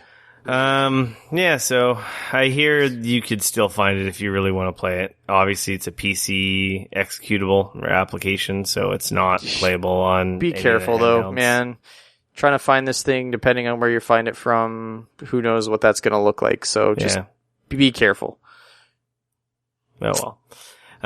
Final Fantasy 15 has been delayed until November 29th after their big press conference and all that celebration of September 30th. It has been delayed to November 29th. They wanted it to come out for my birthday. There you go. Happy birthday to you. These guys are so nice. Did they say an excuse? They released another gameplay video and then probably a bunch of sorry. Whatever. It's a couple months. September looks pretty crowded with a lot of big titles, so. I don't know. I was having a conversation with a friend of mine this last week, the last Final Fantasy game that I loved and I thought was amazing was 9. Wow. I personally haven't felt like I felt 10 was all right. To be fair, it was like the first like Final Fantasy game in a long time I didn't actually beat or finish. 11 I didn't really play because it was a multiplayer. It was an MMO. I did attempt to play it, but had some real control issues. 12 I owned. I actually still own technically. I did not get rid of it. I don't know. It hooked me for a little while and then it just kind of petered out in a bad way. Like I don't know. It did not have the same experience that I was hoping for. Mm-hmm. And 13 started off really solid and then just, I don't know. They made some really poor choices. Not only with, I think, the battle system being overly complicated, but just the way the difficulty in that game like bounced up and down was really weird. One minute you're just wrecking shop on absolutely everything, and then the next minute you show up at a boss who like you feel like you're 25 levels below, and it was brutal. I've played every Final Fantasy, the Game Boy ones, and Mystic Quest. Up until 13 and 13.2, they didn't click. I couldn't get into them. They were way too cheesy. I think stuff like Mass Effect or more Western RPGs, kind of ruined the Final Fantasies for me. I just couldn't connect and had no desire to move on. Like 13 was just so linear, and I don't know, it just didn't grab me. And I didn't play 13.2. I'm hoping 15 is a redemption and a return to form for Final Fantasy. Okay. So here's a question. All-time favorite Final Fantasy game. Oh, Final Fantasy 3 on Super Nintendo, aka Final Fantasy 6, I believe, in Japan. Right. Interesting. I love that one's amazing. For me, it's actually Tactics. Final Fantasy Tactics. I know it's not technically a Final Fantasy. I love the Tactics. I have Tactics Advance sitting in my Game Boy Micro on the shelf behind me. That's a bad game compared to the original. I'm talking about the original Final Fantasy on PlayStation. War of the Lions, yes. Holy shit. That's an awesome my all-time favorite Final Fantasy game, funny enough. Followed by, I actually like 9 probably out of the numbered ones, followed by 3. The same one you're talking about would be my second favorite. Love 3. So, I don't know. I also do like the Tactics ones as well. All of them. I like the Game Boy Advance ones. I think there's nothing wrong with them. They were okay, but they were the same game. They were not nearly as good. The story was so bad compared to War of the Lions. The stories were terrible, but you didn't play the tactics games for the stories. I disagree. War of the Lions had an awesome story, man. I played them for the redemption grinding and the dead job and the system. backstabbing and like the kingdoms and the crumbling. It was awesome. It felt like Game of Thrones, but in a tactics, Final Fantasy game. I have that game on my Vita. I have it on my Vita. I actually still have my original PlayStation copy still as well. I think I still have the disc too on my shelf. Speaking of PlayStation, moving along. So delayed in November. At least it wasn't a huge delay. No. Actually, the justification for the delay, did you read what it was? Or I heard what it was besides just their story. They wanted to get the major patch on disc so that there was no day one patch. Interesting. So there's a bunch of fixes and I guess gameplay tweaks or whatever. I don't know. I won't lie. I'm still super nervous about this game. Oh yeah. I'm super nervous. Like I said, I'm hoping it's a return to form. Every video I've watched of like the characters, I do not like any of them. The main character looks like a girly boy who like has got terrible hair, who's surrounded by a dude bro, and like I don't know. I cannot get behind these characters, at least so far. Yeah, I'm really hoping that they surprise me and the game is great, but at least so far, I don't know. It might be the first Final Fantasy in a while that I skip. By a while, I mean ever. So PlayStation 4 System Software 4.0 is going to be rolling out soon in the public beta. Adding folders, a little UI refresh, and a bunch of new features. A lot of like small tweaks to a lot of things in this one, eh? So the quick menu, when you hit the PlayStation button, doesn't block the whole screen. It just brings up a bar on the side now. So you can still see your game, whereas before it would have obstructed the whole game. Some quick access to a bunch of features like uploading screenshots and stuff have been added. The main bar now, you can add folders, which is pretty cool for organizing as opposed to having this gigantic that's horizontal long bar of games. That just gets crazy. Some organization, some trophy improvements, profile improvements. You're also going to be able to set your online status. Yay! Mm-hmm. The folder thing is something that I really like. I like putting stuff in folders because I'm OCD. I don't know when this is going to roll out to everyone. They said to keep an eye out on your email if you signed up for the beta. I signed up for the beta, so... fair enough. I like betas. I love breaking stuff. And introducing problems and instability to my platforms. Like, why not? On my PC, maybe. On my consoles, no. I'll let other people beta test it on my console. Destiny announced Rise of Iron collection, or the Destiny the collection, which basically includes the original game, the expansions, Taken King, and Rise of Iron. So who would have thought they would do that? All on one on disc, and looks like it includes like a ship, or that's a PlayStation exclusive ship. No, that's just PlayStation exclusive item.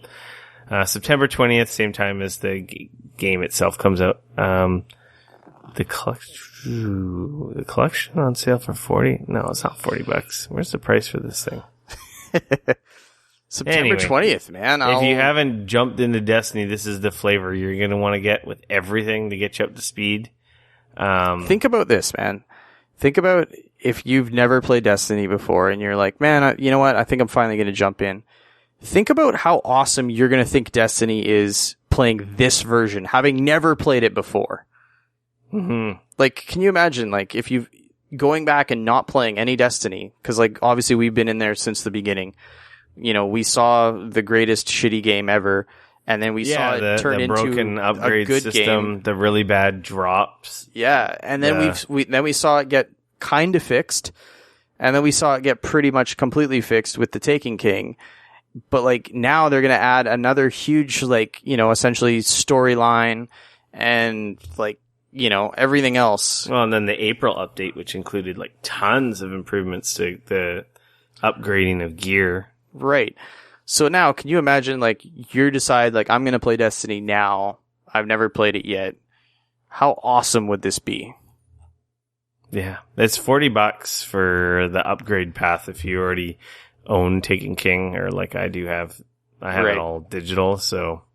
It says here, access the digital store where you'll find Destiny the Collection on sale for $40. No. For players who own Destiny the Taken King. Yeah. Yeah. Okay. You finished the sentence. Yeah, if you already own it, it's $40. So sweet. The collection, I believe, is $79 or in retail or digital as well. So like a full retail game. Yeah. And there's pre-order bonus, the Iron Gala Horn or Black Gala Horn, whatever the hell they call it, and the Gallerwing Sparrow as well if you pre-order it. I am totally going to be in Hawaii sitting on a beach drinking margaritas when this game drops. Yeah, I will. I'll probably pre-order it after we get back from PAX. I just don't really feel like paying for it right now. Fair enough. I will definitely be playing it. Oh, yeah, me too. There's actually a trailer that came. I was trying to find it, but I can't find it now. At Gamescom, they released you know how Bungie likes to do those Vidocs or video docs, like little mini documentaries. Yeah. They showed off a bunch of new gear, some new gameplay stuff from Rise of Iron, so it's like the biggest preview of stuff so far.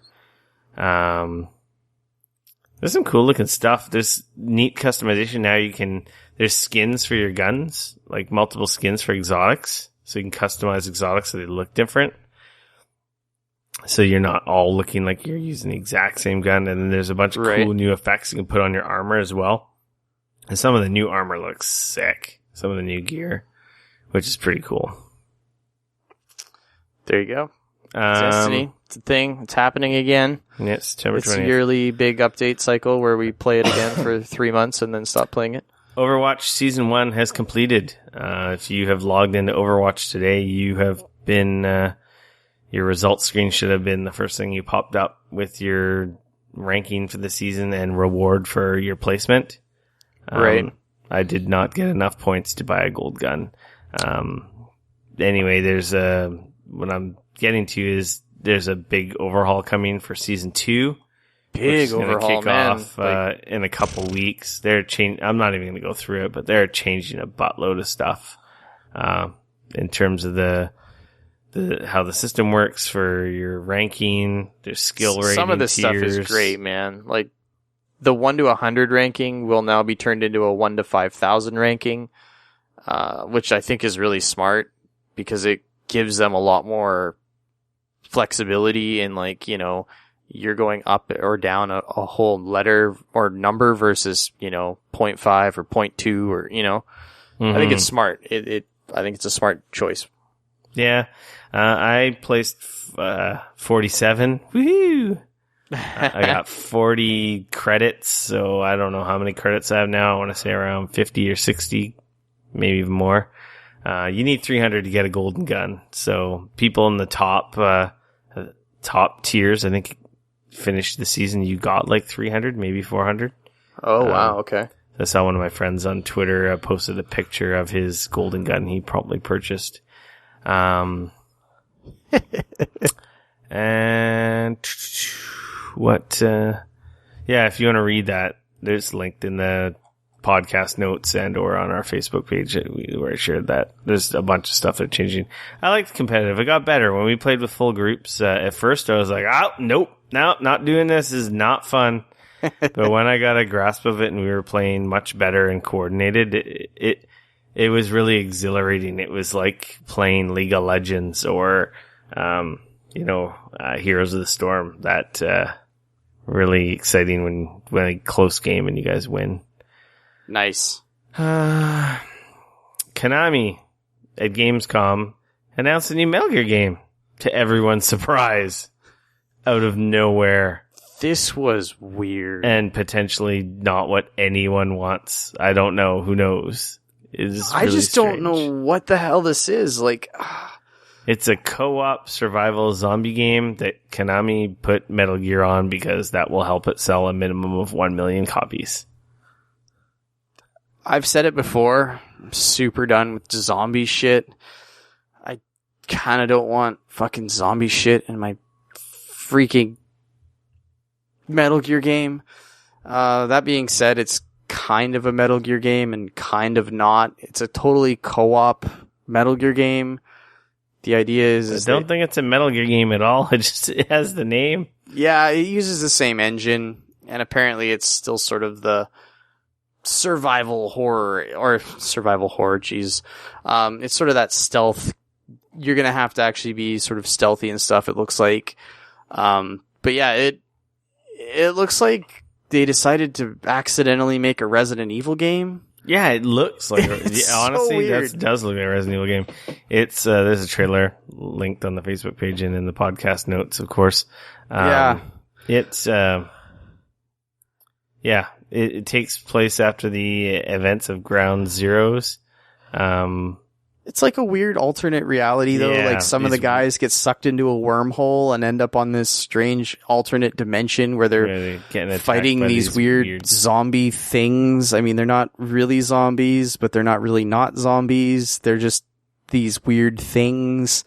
And you can team up with up to 4 other players, and you've got this blend of stealth co-op thing going on where apparently there'll be like hordes of zombies, but there'll also be like these massive, huge enemies as well.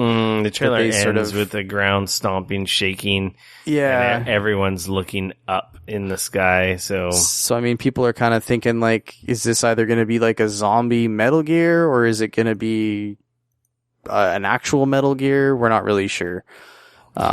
Nobody is sure. So yeah, this will be the first Metal Gear game that has the name Metal Gear that's got nothing to do with Hideo Kojima. So yeah, Interesting. we'll see. Some people are like, cool, and a lot of people on the internet are like, what the Yeah, that's kind of what I did. Yeah, I'm more in the what the.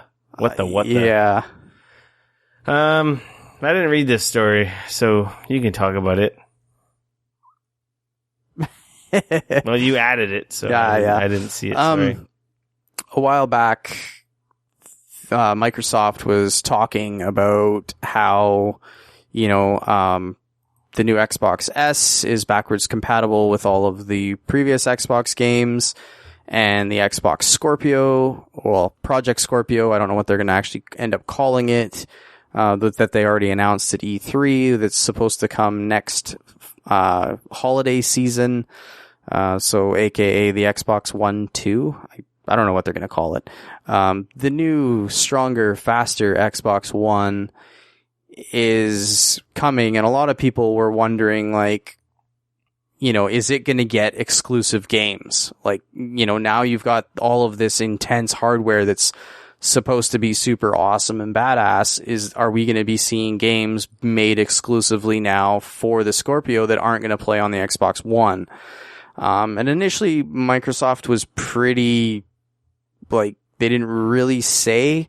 And then in a new interview, the head of Xbox marketing, Aaron Greenberg, clarified that Microsoft's policy moving to the Project Scorpio is that while Microsoft isn't going to publish exclusive games only to the Scorpio, VR titles are going to be exempt from this policy. So, obviously this came about because some of the games that they had announced, the new console, they were talking about the fact that it was going to be powerful enough to do VR, which they claim the Xbox One is not. So, people were kind of like, okay, well, what does that mean? So now they've kind of come out and they've said, like, look, we're not planning on building exclusive games for Project Scorpio exclusively unless it's VR. Because they don't want anything sort of to be left behind, as they say, at least not yet. Give it another year and then they'll probably announce that, well, moving forward, we're going to be pushing the original Xbox out, and the Xbox S and the Project Scorpio are going to be, but yeah, so it's kind of an interesting thing, but I appreciate the fact that it makes sense, right? Oh no, of course. They're going to eventually have to say, like, it's going to be one of those things where the new consoles are going to support playing all of the games from the previous consoles, but that doesn't necessarily mean that your original Xbox in 5 years is going to be able to play the new games coming out for, Project One or Xbox One 7 or whatever the hell they're going to be at by then. Which obviously makes sense. It's the same thing on phones. Your mobile games, they play on a fairly good range of phones, but eventually, look, your hardware is just not up to snuff anymore. You can't play it. It's, obviously PC gamers have been dealing with this forever, so it's not really news. But of course, coming into the fact that the consoles are starting to do this now, I still think that both Microsoft and Sony need to be very careful how they handle this, because console players aren't used to this at all. So, if people think that they're owning an Xbox One and they should be able to play everything, then, they're going to have to do some very careful and very well placed, conversations with people to make sure that, people know what's going on and don't feel butthurt about it. Cause let's be honest, gamers can be pretty finicky when it comes to this kind of stuff. So that's kind of the interesting part about Project Scorpio. So it sounds like, again, they didn't exactly say which VR, but of course everybody's guessing it's probably going to be Oculus. But hey, I think more VR the better. I want to see, I love VR. I think it's great. So, that's cool. It's going to be, interesting to see how Sony's announcement goes next month with with the Neo. It's going to be really neat. Yeah, I'm super curious to find out like how they're going to sort of position that, in all honesty, because obviously they're going to be like, yeah, the Neo is the new hotness and it's awesome and this is what you really want to be able to play VR games. But how are they, like, how do they say that without saying like, oh no, VR is still going to be great on your, you know, your current PlayStation 4 with, you know what I mean? Like, you got to be real careful about how you say that, because obviously everybody's been expecting PlayStation VR to be announced and be awesome on the PlayStation 4 that's currently out. Yeah. So, you know, tread carefully. Yeah, pretty much. So that's it for news, my friends. Yeah. I'm going to say we can move into free for all. Yeah. Public announcement. There was a new trailer for Rogue One. Star Wars Rogue One. If you don't want anything to be spoiled, ignore the internet until December. Is that what comes out December, I think? I don't know. Yeah. Whatever. Sounds about right. Now it comes out December. And/or go check out that trailer, which is awesome. Yeah, this looks so good. And then I see your little note here, Suicide Squad. Yep. That's the thing that happened. Did you go watch it? I did. Nice. So, Dane, what do you think of the Suicide Squads? First off, I enjoyed it. The wife enjoyed it. There was an aspect of it that I really disliked, and I wasn't really sure what it was until a while afterwards when I was thinking about it, and I was trying to put my finger on what it was that bothered me about it. And I realized what I disliked about Suicide Squad is that they took a group of villains who are badass, asshole, psycho killer maniacs in the comic books and even in the cartoons, and they turned them into a group of anti-heroes. Now, I know that some of you are going like, well, isn't that sort of what an anti-hero is? An asshole that happens to sort of accidentally do something good. Yes and no. I think the big difference between a villain being a villain and an anti-hero being an anti-hero is that a villain, if they do something good, it's either for two reasons. It's either for, one, themselves, and they have an end game that works for them, or two, they absolutely have no choice at all, and they have to do it in order to save their own skin. Mm-hmm. Now, as soon as you remove both of those, and then suddenly the villain has an opportunity to do something good, and they actually decide to do it without any reason that they need to do it, they become an anti-hero. You know, they're an asshole who does something good for the sake of doing something good. And the problem that I had with this is that these are all characters that are all still villains. They're all going to continue to be villains, but you just turn them into anti-heroes in a movie. And if you've ever read the Suicide Squad comic books, or you've ever seen Batman Assault on Arkham, even in those, they never transition into being an anti-hero. They are always villains, and they stay villains. And if it wasn't for the fact that they were either going to die or it did not self-serve them, they would not do anything good per se. They wouldn't save that life, or they wouldn't, like, do you know what I mean? Yeah. And that was the thing that I realized after I watched Suicide. I enjoyed the film. It was big. It was, you know, it was an action film, and I think it's worth seeing.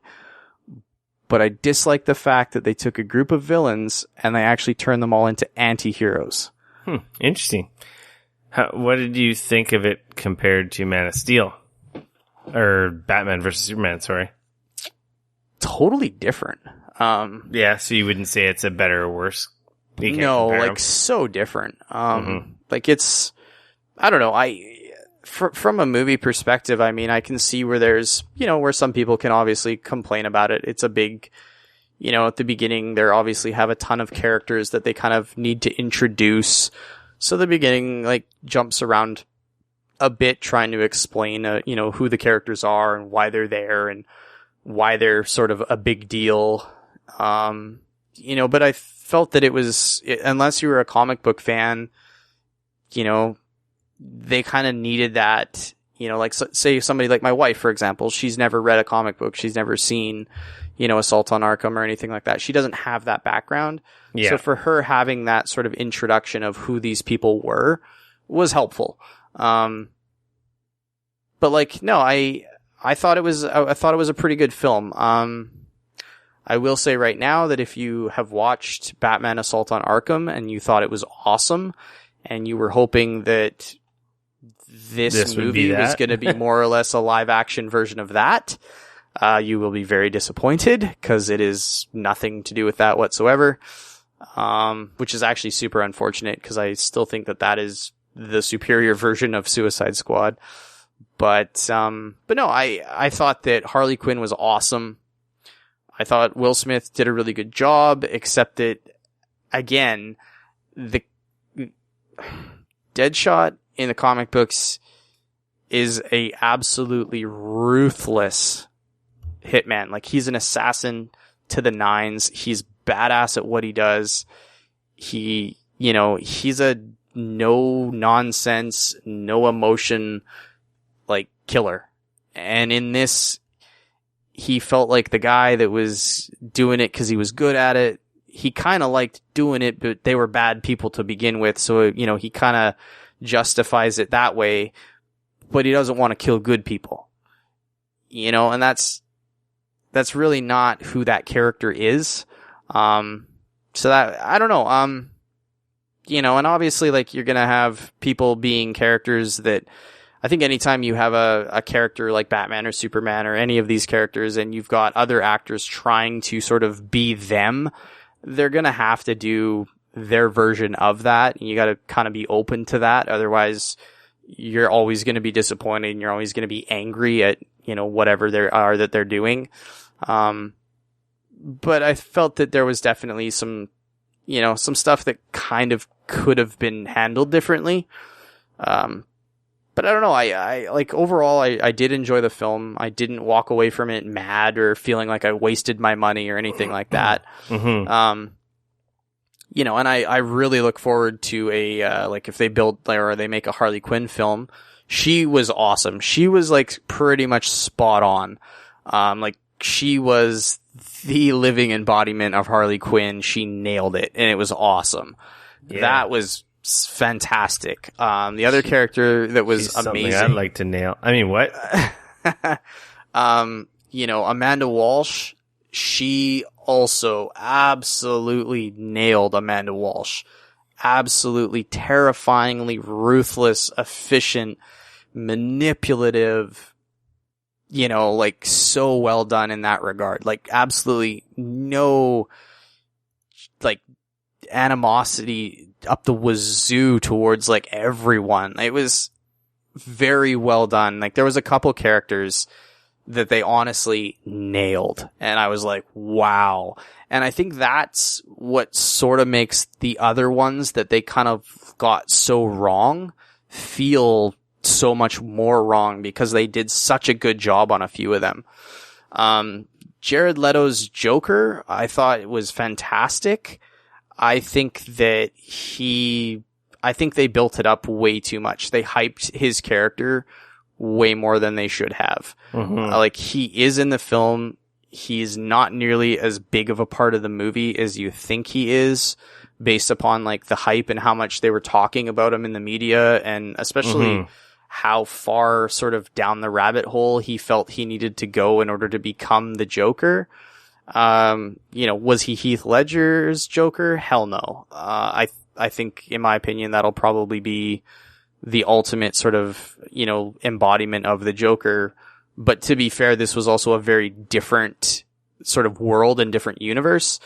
This Joker felt a lot more like the comic book Joker, in a good way though. I thought that he did a really good job of sort of doing that line between this person almost seems real and this person seems like a comic book character, Whereas Heath Ledger's Joker was, this character seems real. Like, and that was kind of what made it so awesome, was that he was believable. Like, you could almost see somebody in real life like that. You know what I mean? Whereas obviously Jared Leto's Joker in Suicide Squad is a lot more over the top and kind of, you know, he's the Joker a bit more from the comic books, in a fantasy universe, if you will.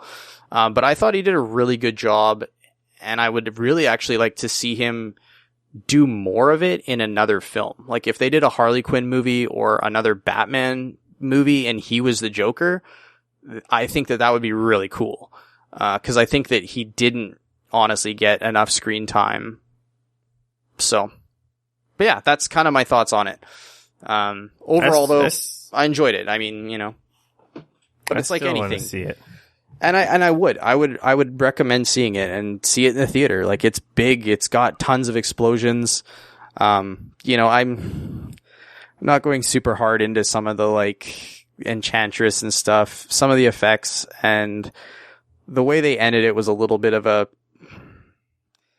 I don't know if I want to say it was as bad as the Green Lantern smoke monster thingy, but it got a little bit far out there as far as that goes. And I'm not really sure why they feel the need to sort of go that hardcore, big, ridiculous in some of these movies. Hollywood. Yeah, I'm not really sure.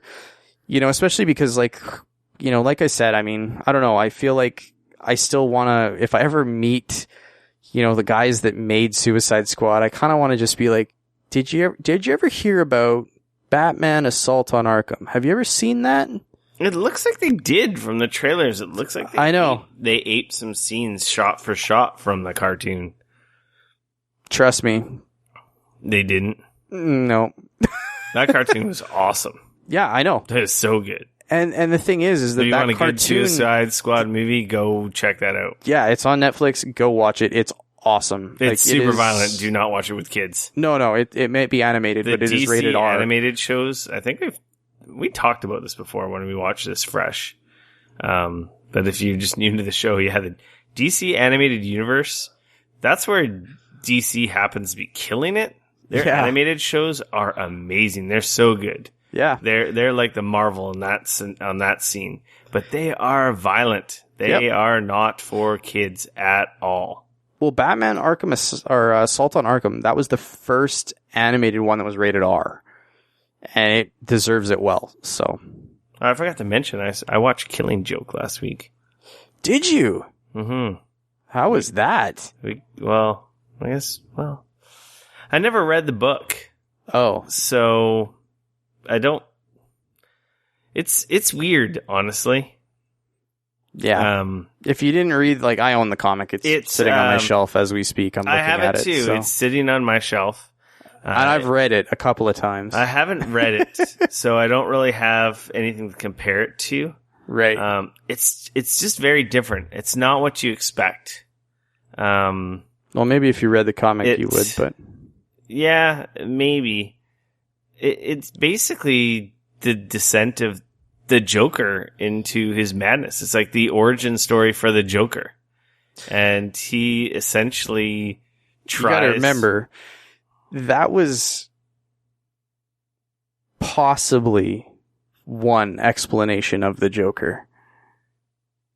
Okay. That's what kind of made the Killing Joke comic book so interesting, is that it was like, this might be how the Joker came about, or is this another one of the Joker's stories about how the Joker came about? You know what I mean? Centers around the Joker. The start of the movie is about Batman and Catwoman's relationship.